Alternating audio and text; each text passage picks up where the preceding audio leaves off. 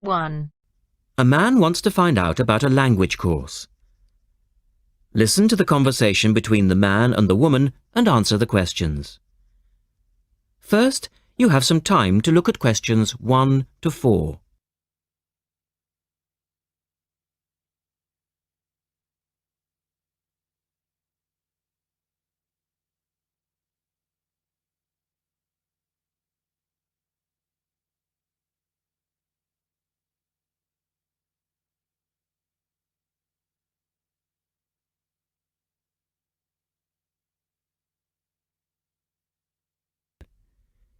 You should answer the questions as you listen because you will not hear the recording a second time.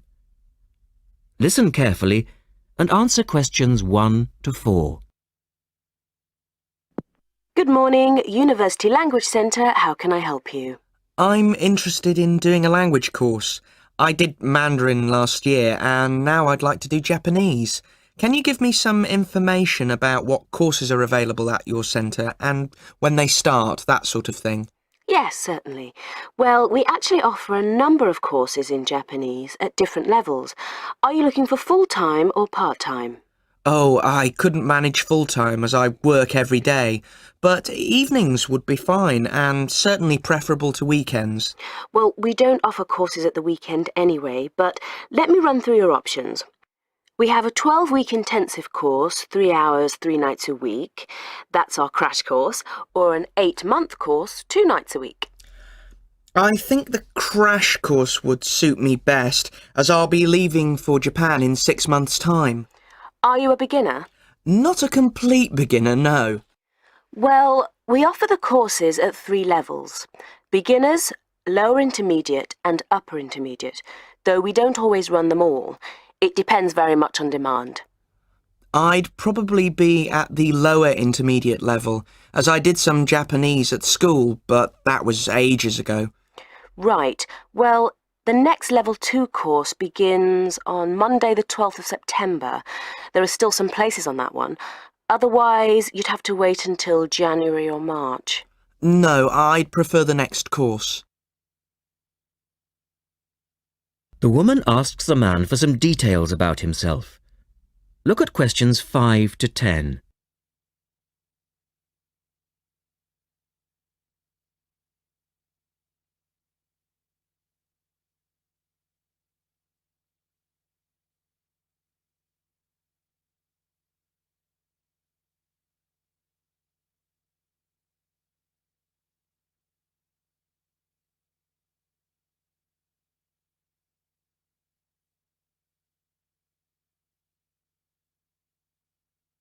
Now listen to their conversation and complete the form.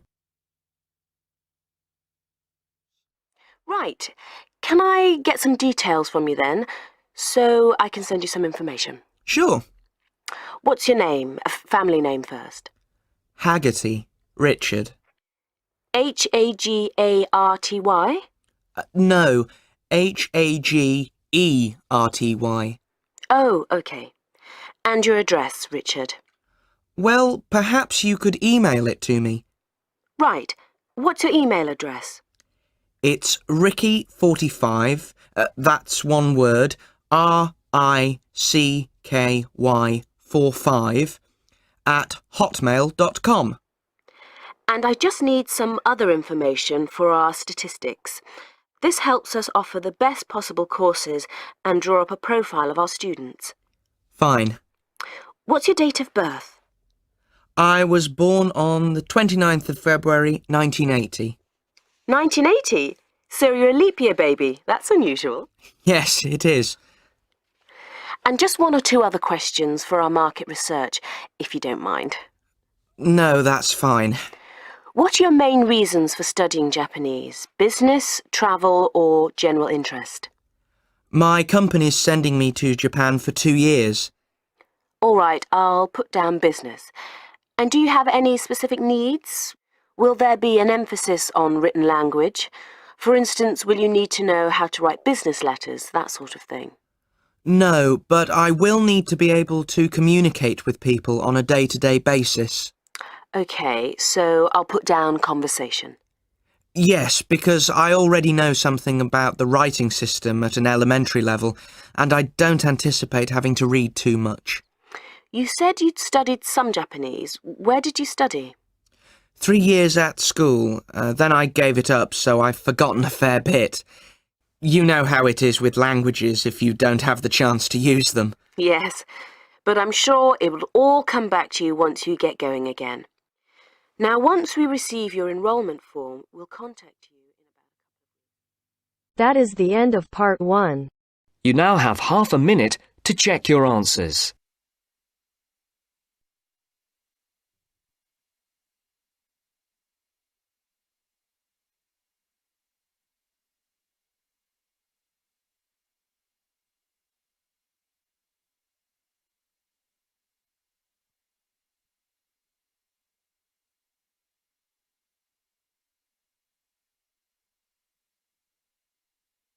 Now turns to part 2.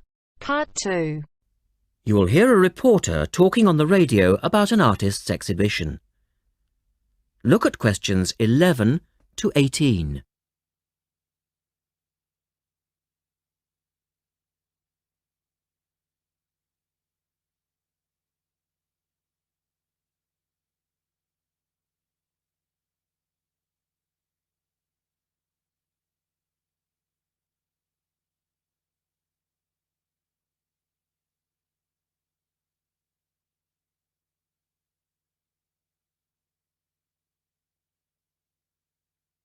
As you listen to the first part of the talk, answer questions 11 to 18.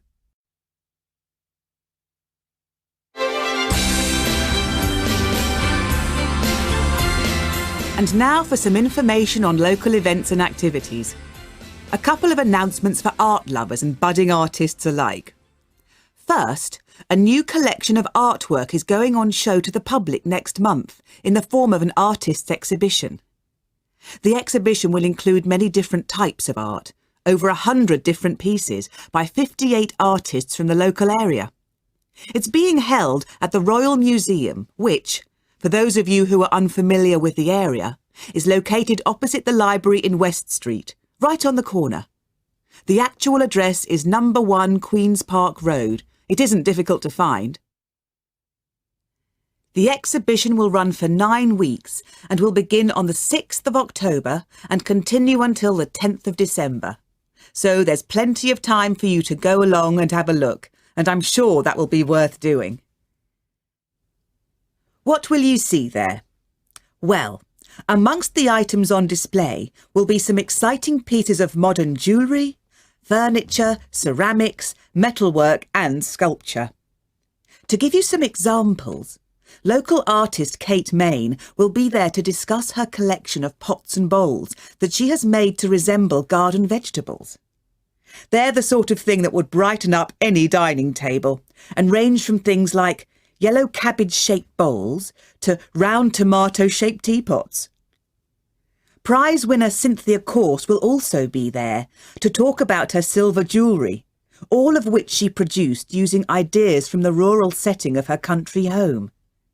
Some of her rings are quite extraordinary and have beautiful coloured stones in them. Or, if you prefer sculpture, there's plenty of that too. Take, for example, Susan Cupp's sculpture of 25 pairs of white paper shoes. It sounds easy, but believe me, it looks incredible. All of these items, along with many others, will be on sale throughout the exhibition period. As part of the exhibition, there will be a series of demonstrations called Face to Face, which will take place every Sunday afternoon during the exhibition, and these will provide an opportunity for you to meet the artists. Now look at questions 19 and 20.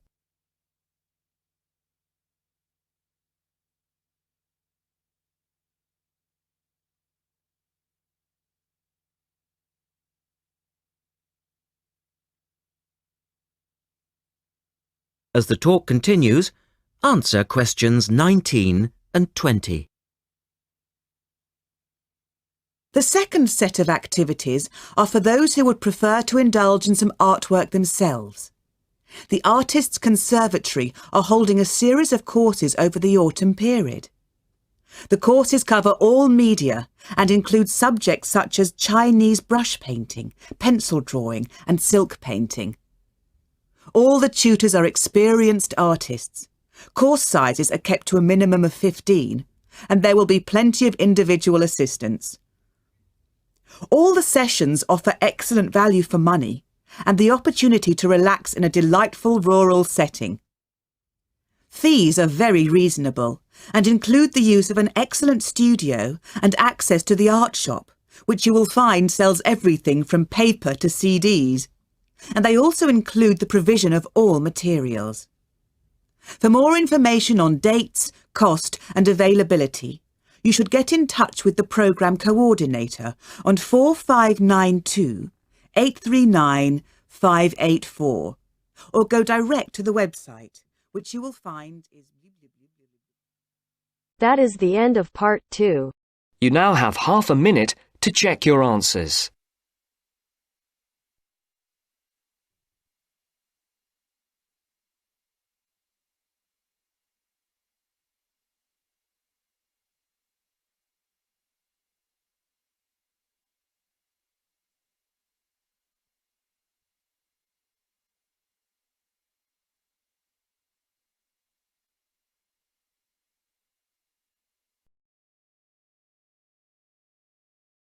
Now turns to part 3.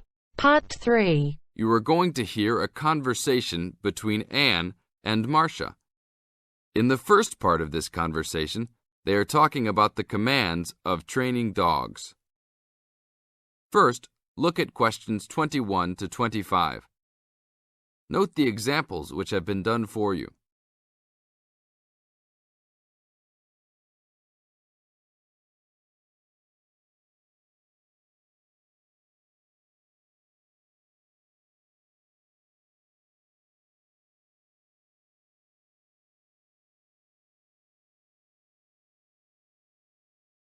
Now listen to the first part of the conversation and answer questions 21 to 25.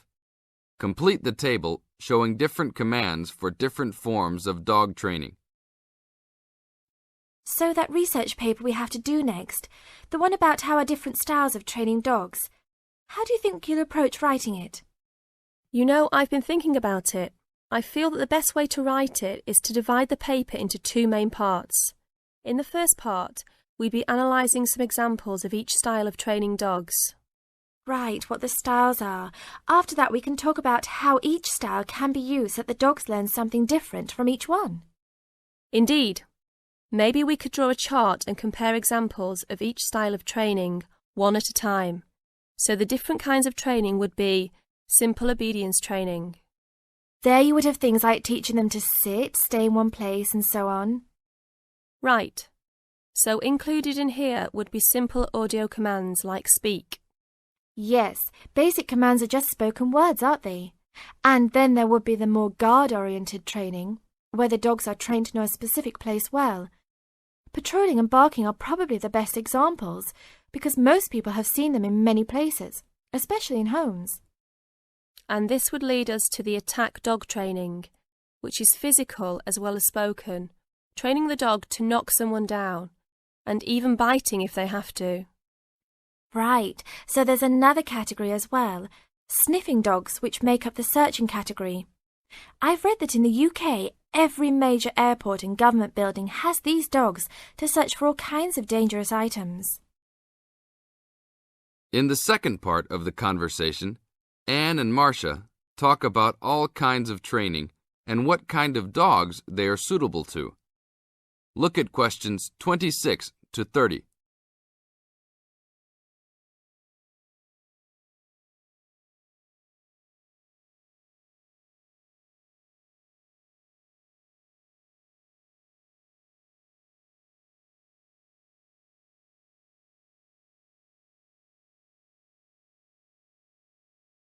As you listen to the conversation, match A, B, C with the following forms of dog training. One has been done as an example for you. Listen carefully and answer questions 26 to 30. I can believe that. Well, we have a good list to build on. We're finally getting started now, so let's try to figure out when each type of dog training should be used. I guess we can start by trying to figure out the best situation for each type of dog training. What do you mean? What I mean is whether each type of training should be used with different kinds of dogs. We could use basic obedience training, for example, and ask whether it's more useful for a small dog, a medium-sized dog, and so on. In this case, I'd say obedience training is best with small dogs, because they tend to get excited easily, and this will help keep them out of trouble. Okay, that makes sense. Then let's look at physical training. Even though some people think it's ideal for every breed of dog, I think it's better suited to the larger kinds. Small dogs usually just aren't smart enough to understand the physical commands, and they can even get hurt from them. The specialised sniffing training is the same. I think they're better with the more intelligent breeds of dogs, and they're hardly ever useful with really small dogs. Attack training, however, can be useful for every kind of large dog, as long as the dog is treated well and given a lot of care and attention. All right, and what about guard training? Barking is an ideal way for small dogs to guard a home. I know they aren't big enough to stop a person, but making some noise is often all a dog needs to do. Other kinds of guard training like biting, though, are different. I'd always plan to teach those to a smart dog, give them a chance to use their brains and defend their homes. I'd have to agree. Trainers often just teach large dogs to bark at a person when they think something isn't right. But if they know how to use physical skills in a bad situation, they could save their owner's life someday. Yes, I suppose that different people would have different needs for their pets. Right, and different trainers would recommend different methods for different breeds. That is the end of part 3. You now have half a minute to check your answers.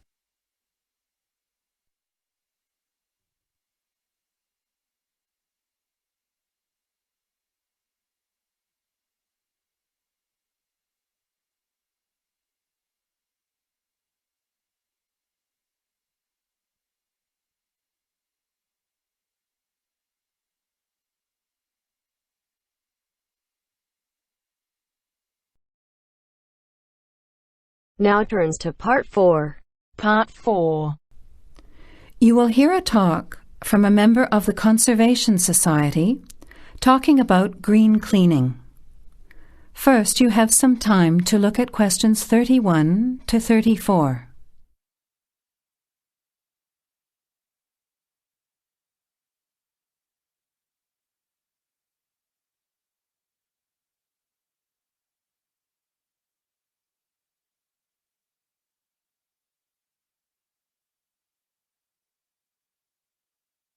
Now, listen carefully to the talk and answer questions 31 to 34. Good morning, everyone. It's a pleasure to be here as a representative of the Conservation Society to talk to you about green cleaning. In other words, about ways you can help to save the environment at the same time as saving money. I'll start with saving money, as we're all interested in that, especially students who are living on a tight budget. Probably none of you has sat down and calculated how much you spend on cleaning products each year, everything from dishwashing detergent, window cleaners and so on, through to shampoos and conditioners for your hair, and then those disasters, products to get stains out of carpets or to rescue burnt saucepans. I can see some nods of agreement. Even if you don't spend a lot of time on housework, you'd end up spending quite a lot of money over a period of time, wouldn't you? We can save money on products and also use products which are cheap, biodegradable and harmless to the environment. These I will call green products. Unfortunately, most cleaning products on sale commercially are none of these, and many of our waterways and oceans are polluted with bleach, dioxins, phosphates, and artificial colourings and perfumes. Also, think how many plastic bottles each household throws away over a year. They'll still be around in landfill when you are grandparents. So we often feel there's nothing we can do to make a difference, but we can. The actual recipes are on handouts you can take at the end of the talk. The sorts of ingredients I'm referring to are things like bicarbonate of soda, eucalyptus oil, ammonia, vinegar, lemons, pure soap.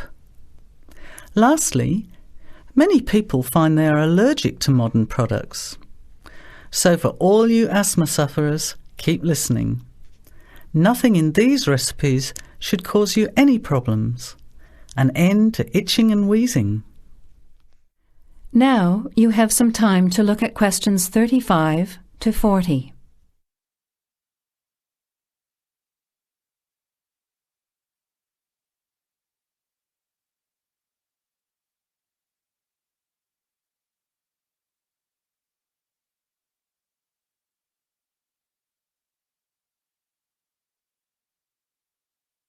Now listen and answer questions 35 to 40. So, let's start with spills and stains. Soda water is wonderful as an immediate stain remover. Mop up the excess spill. Don't rub, but apply soda water immediately. It's great for tea, coffee, wine, beer and milk. As is salt or bicarbonate of soda, which will absorb the stain. Then vacuum when dry and shampoo if necessary. While we're talking about disasters, let's quickly look at some others that can be avoided. Bicarbonate of soda is wonderful for removing smells, especially in the fridge. An open box in the fridge will eliminate smells for up to 3 months. And those terrible burnt saucepans, either sprinkle with our good friend bicarb again and leave it to stand, or cover with vinegar and a layer of cooking salt. Bring it to the boil and simmer for 10 minutes, then wash when cool. Much cheaper than a new saucepan. Then there are heat rings on wooden furniture. Simply rub with a mixture of salt and olive oil, or for scratched furniture, use olive oil and vinegar. Now, let's look at general cleaning. First, the floors. If your floor covering is made of slate, cork or ceramic tiles or lino, it probably only needs a mop or a scrub with vinegar in a bucket of water. Carpets can be shampooed using a combination of pure soap, washing soda, cloudy ammonia and some boiling water. You put a small amount of this mixture onto the mark on the carpet, rub with a cloth until it lathers, and then wipe off the excess. A smelly carpet can be deodorized by sprinkling bicarbonate of soda on the surface, leaving overnight, and vacuuming off the next day. Cleaning in the kitchen, bathroom and toilet is the next section. That is the end of part 4. You now have half a minute to check your answers.